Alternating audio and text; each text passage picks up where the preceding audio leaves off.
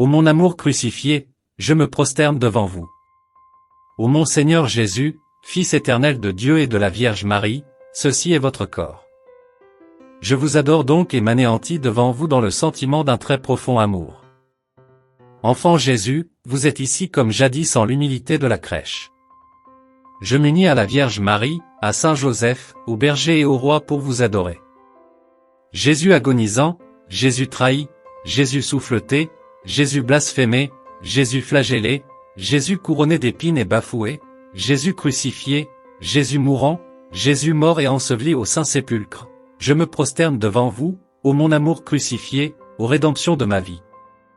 Jésus ressuscité, triomphateur, vainqueur de Satan, Jésus éternellement glorifié en la gloire du Père par le Saint-Esprit, je suis ici devant vous, vous suppliant d'augmenter la lumière de ma foi et les ardeurs de mon amour. Adauge nobis fidem, donnez-moi les yeux illuminés du cœur, afin que ma foi soit vivante et non point morte ou endormie. Ainsi soit-il. Mon doux Sauveur, c'est aujourd'hui par excellence le jour de la foi. Je crois, oui, je crois, et votre divine présence qui m'enflamme en ce moment ne peut qu'accroître ma foi. Que l'incrédule se rit de ma crédulité, que le protestant défigure les textes sacrés, pour nier votre divine présence, pour moi, je crois.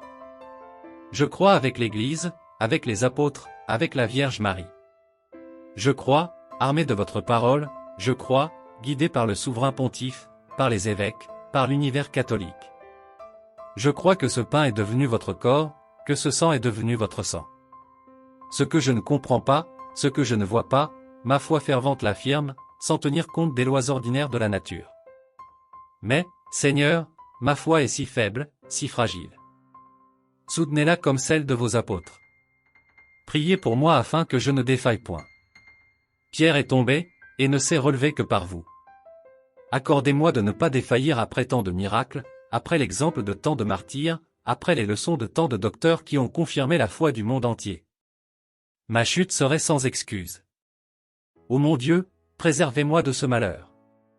Pardonnez, Seigneur, pardonnez à votre peuple, et ne soyez pas éternellement irrités contre lui. Telle est la parole qu'au milieu des splendeurs de nos fêtes, l'Église met dans ses prières, et tandis que d'un côté elle prodigue les hymnes, les chants joyeux, les fleurs et l'encens, de l'autre elle élève la voix de l'expiation et du repentir. Hélas! Les hommes ne cessent d'attrister l'Église, leur mère, par leurs ingratitudes. Il y a le camp des bons, de ceux qui prient et qui adorent, de ceux qui respectent Dieu et le bénissent, mais il n'y en a pas moins le camp des méchants, de ceux qui blasphèment et qui méprisent, de ceux qui haïssent Dieu et le maudissent.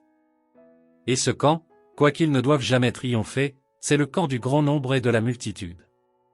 L'Église, notre tendre mère à tous, voit des enfants dans tous ces hommes, même dans ceux qui la déchirent et ont conjuré sa ruine.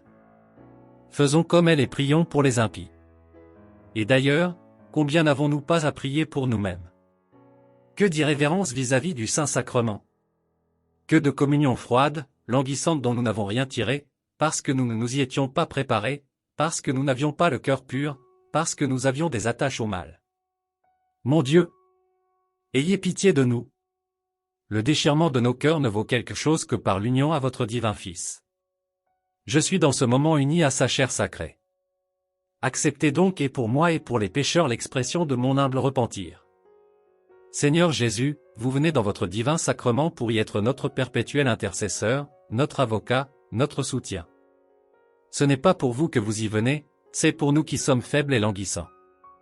Que puis-je donc faire de mieux que de m'adresser à vous et de vous prier? Vous avez les mains pleines de trésors inépuisables, moi pauvre et mendiant, je ne me retirerai pas sans en avoir demandé.